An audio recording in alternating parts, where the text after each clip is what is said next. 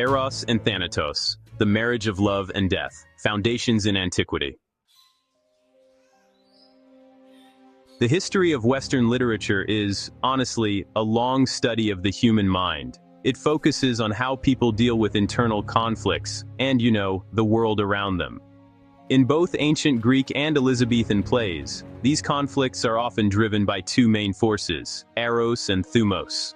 These concepts come from Greek philosophy and represent the two basic engines that move human beings. Eros is the desire for connection and love, while Thumos is the spirit of honor, the need for recognition, and the courage to defend one's worth.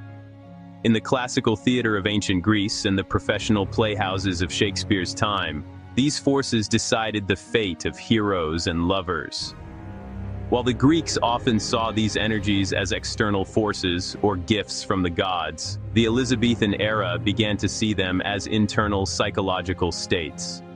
This tension is most clear in the tragedy of Romeo and Juliet. In this play, the private and transformative power of love is destroyed by the public and violent power of a family feud based on honor. To understand these plays, we must look at how love and death are not opposites, but really two sides of the same coin. We invite you to reflect upon these opposing forces within your own experience and share your insights in the comments below. To analyze how these forces work, we first need to look at how ancient Greek philosophers defined the human soul. They did not see the soul as one single piece. Instead, it was a place where different impulses fought for control. Logos or reason, Thumos, which is spirit, and Epithumia, meaning appetite or basic desire. Eros is far more complex than the modern idea of romantic love. In the Platonic tradition, it's actually a bridge between the mortal and the immortal. It is described as a ladder that starts with physical attraction but can grow into a love for beautiful souls, laws, and eventually the ultimate idea of beauty itself. However, for writers of plays, the more dangerous sides of Eros are often more interesting.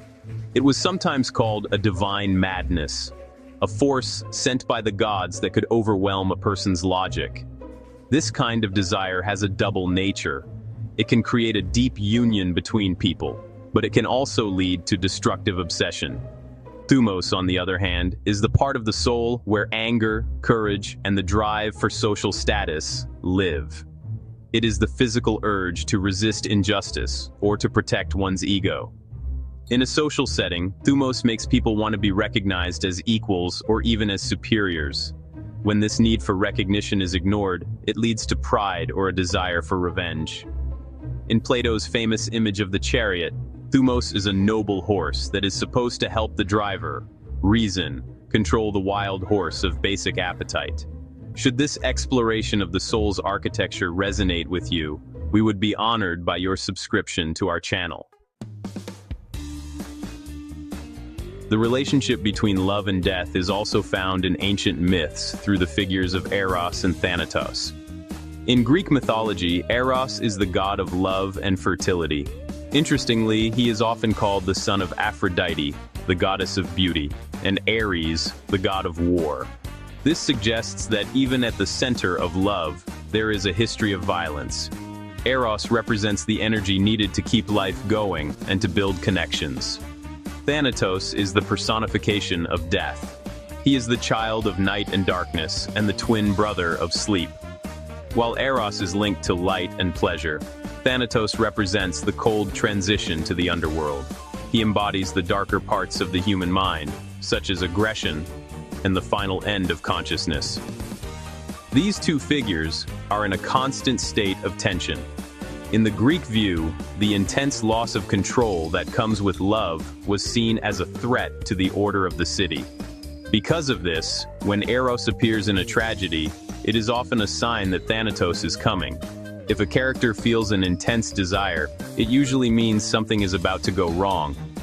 Later, psychoanalysis would describe these as the life instinct and the death instinct. The goal of a healthy life is to keep these two drives in balance. If one becomes too strong, it leads to either self-destruction or outward violence. To ensure you do not miss our examination of how these forces manifest in Greek tragedy, please activate the notification bell.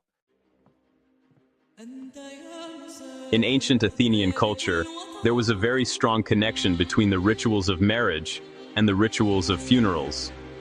Both transitions involved moving a person from their original home to a new, unknown place. In plays, writers use these similarities to create the marriage-to-death motif. This is a situation where the rituals for a wedding and a funeral become mixed together.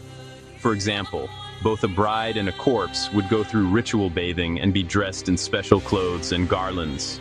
Both were carried in a procession, the bride to her husband's house and the soul to the underworld. Because of these links, the Greeks often spoke of young women who died before they could marry as brides of Hades. They were even buried in their wedding clothes. The play Antigone by Sophocles is a famous example of this. The main character is sentenced to death for burying her brother. She describes her tomb as her bridal chamber and her marriage bed. She laments that she will never hear wedding songs because she has been chosen to marry the Lord of the Dark Waters. In the end, she and her lover are found together in the tomb. Their final embrace in death is seen as a tragic version of a wedding. This shows that intense passion, whether for a person or for a law, can lead a person away from the living world and into the arms of death. In part 2 of this study, we will examine how these ancient patterns transformed when Shakespeare reimagined Eros and Thumos as internal psychological forces, rather than divine interventions, culminating in the fatal synthesis of Romeo and Juliet.